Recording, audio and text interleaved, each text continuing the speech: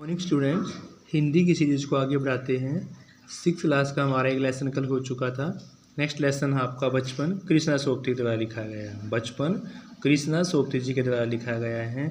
कृष्णा सोबती जी का जीवन परिचय देख लेते हैं कि महिला लेखिकाओं में कृष्णा सोबती सुप्रसिद्ध गिनी जाती हैं। इनका जन्म 18 जनवरी 1925 को पाकिस्तान के गुजरात नगर में 18 जनवरी 1925 को पाकिस्तान के गुजरात नगर में हुआ। इनकी शिक्षा लाहौर में, शिमला, दिल्ली में हुई। अगर इनका रचनात्मक कार्य देखा जाए तो इनका संबंध दिल्ली प्रशासन के प्रौढ़ शिक्षा विभाग से भी रहा है। इनकी जो फेमस रचनाएं हैं वो मित्रों मरजानी, बादलों के घेरे, यारों के यार, तीन पहाड़, डार से बिछुई, सूरज को अंधेरे में, जिंदगी नामा और जिंदा रसा। पाठ का सार देख लेते हैं कि बचपन में जो बचपन लिखा गया है यह आपका एक संस्मरण है। इस पाठ में लेखिका ने अपने बचपन की जो उसकी घटनाएं हैं, जो क्रियाकलाप बचपन में किए गए हैं, अपनी यादों के बारे में लिखा है। यानी बचपन कृष्णा सोबती का एक संस्मरण है। इस पाठ में लेखिका ने अपने बचपन की यादों के बारे में लिखा है।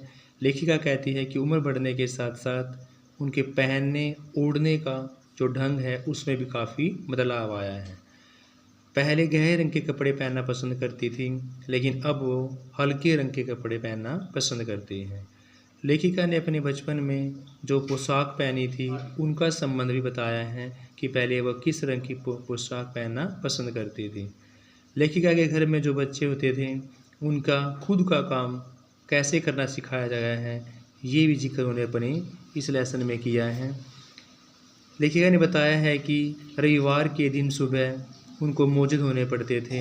उसके बाद अपने जूतों पर पॉलिश करके उनको चमकाए भी करती थी। फिर लेखिका कहती है कि उन दोनों जूते जो पहनते थे वो आरामदायक नहीं होते थे। लेखिका अपने बचपन में बातें याद करती हुई कहती है कि उसके माता पिता प्रत्येक शनिवार को घर के सभी बच्चों को ओलिव ऑयल, जिसको हम कैस्टर ऑयल बोलते हैं, वो पिलाते थे। उनका मानना था कि इसको पीने से बच्चों की सेहत ठीक रहती है। फिर लेखिका बताती है कि तब के समय में और अब के समय में पहनने के ढंग में, खाने के ढंग में बहुत अंतर आ गया है। वह अंतर खाने पीने की चीज़ों से लेकर मनोरंजन तक का भी है। फिर लेखिका बताती है कि उनका घर शिमला के एक माल रोड के पास ही था। वहाँ खूब मस्ती करते थे। खाने पीने की चीज़ों का भी उनको बहुत शौक़ था। चॉकलेट और टॉफ़ी तो काफ़ी मात्रा में उनके पास रहते ही थे। वह शिमला के खट्टे मीठे रसदार फल उनको आज भी याद आते हैं। उसे चना जो गरम खाना, शिमला रेंज पर घुड़सवारी करना, इन सब बातों में बहुत मज़ा आता है। लेखिका फिर शिमला की सुंदरता का वर्णन करते हुए कहती हैं कि शाम के समय वहाँ रंग बिरंगे गुब्बारे उड़ते थे।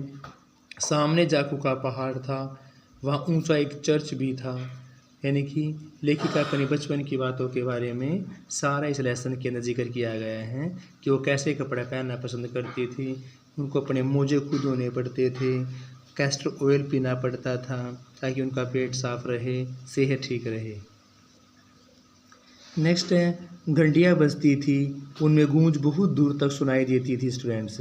सूर्यास्त के समय गुलाबी सुनहरी धारियाँ नीले आसमान पर फैल जाती थी। दूर दूर तक फैले पहाड़ों में मुखड़े गहराने लगते थे। देखते देखते बत्तियाँ टिमटिमाने लगती थी। रात के समय भी लेखिका कहती हैं कि रात के समय रिज की जो रौनक होती थी, वहाँ पर स्कैंडल पॉइंट की जो भीड़ होती थी वो और भी ज़्यादा बढ़ जाती थी। स्कैंडल पॉइंट के सामने ही दुकान पर शिमला कालका ट्रेन का एक मॉडल भी रखा होता था। यह मॉडल भी लोगों के लिए किसका आकर्षण का केंद्र बना हुआ था। यानी कि जो शिमला कालका ट्रेन पर मॉडल रखा गया था उसको देखकर भी लोग की बहुत भीड़ इकट्ठी होती थी, वह भी एक आकर्षण का केंद्र बना हुआ था। फिर लेखिका कहती है कि बचपन में उसको एक घटना बहुत याद आती है जब उसने पहली बार चश्मा बनवाया था। चश्मा बनवाने की घटना उसको बहुत ज़्यादा याद आती है।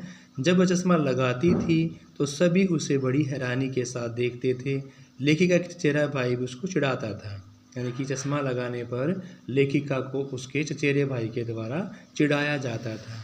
क्या कहते थे कि आँख पर चश्मा लगाए ताकि सूझे दूर की, यह नहीं लड़की जो मालूम सूरत बनी लंगूर की। ये बातें कहकर उनके चचेरे भाई लेखिका को चिढ़ाया करते थे। लेखिका को याद आता है कि इसे सुनकर सब खूब खिंची थी। तब उसमें आईने के सामने जाकर बार बार अपना चश्मा लगाया, बार बार उतारा और अपनी शक्ल को देखा। फिर लेखिका बताती है कि आजकल वह टोपी पहनना पसंद करती है।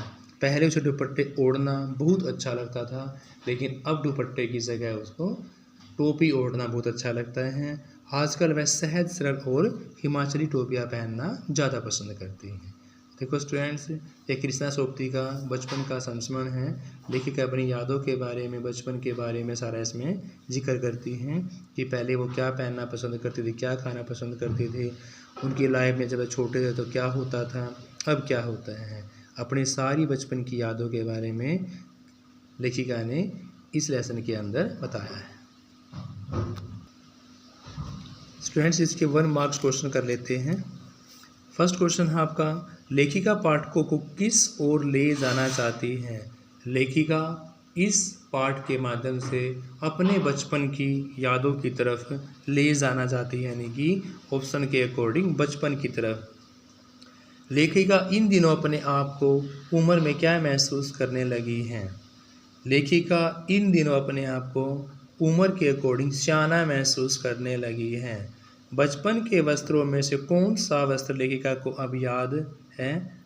यानी बचपन में लेखिका जब फ्रॉक डालती थी तो फ्रॉक पहनना ही इसको सबसे ज़्यादा याद आता है।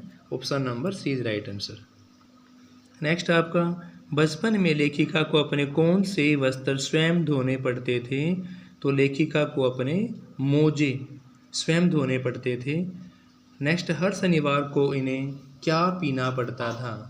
हर शनिवार को लेखिका को ओलिव ऑयल या कैस्टर ऑयल जिसका नाम है वो पीना पड़ता था ताकि उनका पेट साफ रहे, सेहत ठीक रहे।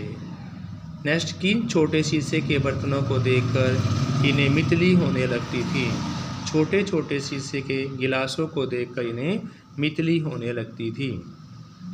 उन दिनों कुछ घरों में क्या होते थे। स्टूडेंट्स, उन दिनों कुछ घरों में ग्रामोफोन का जिक्र किया गया है, ग्रामोफोन होते थे। नेक्स्ट आपका, आजकल कचौरी समोसा किस में बदल गया है। तो आजकल कचौरी समोसा पैटिस में बदल गया है। शिमला और नई दिल्ली में बच्चों को किस रेस्तरां के चॉकलेट पेस्ट्री मज़ा देने वाले लगते थे। तो वह आपके वेंगर्स के। नेक्स्ट क्वेश्चन, लेखिका को हफ्ते में कितनी बार चॉकलेट खरीदने की छूट थी। तो लेखिका को एक हफ्ते में एक बार ही चॉकलेट को खरीदने की छूट थी। स्टूडेंट्स, कितनी बार, एक बार। लेखिका को शिमला का कौन सा फल बहुत याद आता है। तो लेखिका को शिमला का काफल कहाँ है, शिमला का बहुत याद आता है। नेक्स्ट, शिमला के किस पॉइंट से भीड़ को कोलाहल उभरता था। तो स्कैंडल, शिमला के लिए पॉइंट से भीड़ का कोलाहल स्कैंडल से उभरता था। स्टूडेंट्स, नेक्स्ट क्वेश्चन आपका, लेखिका को कहाँ की टोपियाँ सहज सुभीते वाली लगती हैं। तो लेखिका को हिमाचली टोपियाँ, क्योंकि पहले वह दुपट्टा ओढ़ना पसंद करती थी, फिर उन्होंने टोपियाँ ओढ़ना शुरू किया और टोपियाँ कहाँ की, हिमाचली टाइप की। तो इसलिए टोपियाँ सहल और सुभीते में लगने वाली हिमाचल की टोपियाँ थी। लेखिका खिजी क्यों थी। क्योंकि चश्मा पहनने पर चचेरे भाई के द्वारा छेड़ा जाता था, इसलिए वह खिजी थी। नेक्स्ट, लेखिका ने जब पहनना चश्मा शुरू बनवाया तो आँखों के डॉक्टर कैसे थे। तो उस समय आँखों के डॉक्टर अंग्रेज़ थे। जब उन्होंने पहली बार अपना चश्मा बनवाया तो आँखों के डॉक्टर कौन थे, अंग्रेज़। लेखिका को आज भी क्या पॉलिश करना अच्छा लगता है। लेखिका को आज भी शूज़ पॉलिश करना अच्छा लगता है। बचपन में नौकरों से क्या दिलवाया मना था। तो बचपन में नौकरों से मोजे दिलवाना पसंद था। स्टूडेंट्स, लेखिका आजकल कैसे कुर्ते पहनना पसंद करती हैं। तो लेखिका आजकल घेरदार कुर्ते पहनना पसंद करती है। लेखिका आजकल कैसे कुर्ते पहनना पसंद करती हैं? तो लेखिका आजकल घेरदार कुर्ते पहनना पसंद करती है स्टूडेंट्स। बचपन में शनिवार को मुश्किल काम क्या था? बचपन में शनिवार को ओलिव ऑयल पीना सबसे मुश्किल काम लेखिका के द्वारा समझा जाता था। नेक्स्ट है, बचपन में नए जूते पहनने पर क्या होता था? तो बचपन में नए जूते पहनने पर पैरों में छाले पड़ जाया करते थे स्टूडेंट्स। नेक्स्ट आपका बचपन पाठ की लेखिका का नाम पूछा हुआ है। तो बचपन पाठ की लेखिका का नाम है कृष्णा सोबती। लेखिका को लंगूर जैसी सूरत वाली किसने कहा है? तो लेखिका को लंगूर जैसी सूरत वाली चचेरे भाई के द्वारा चिढ़ाया जाता था। लेखिका का चश्मा किस फ्रेम का था? तो लेखिका का चश्मा काले फ्रेम का था स्टूडेंट्स। बचपन में लेखिका ने रीछ पर किसकी सवारी की थी? तो बचपन में लेखिका ने रीछ पर घोड़े की सवारी की थी। लेखिका के बचपन में आइसक्रीम क्या थी? लेखिका के बचपन में आइसक्रीम कुल्फ़ी थी स्टूडेंट्स।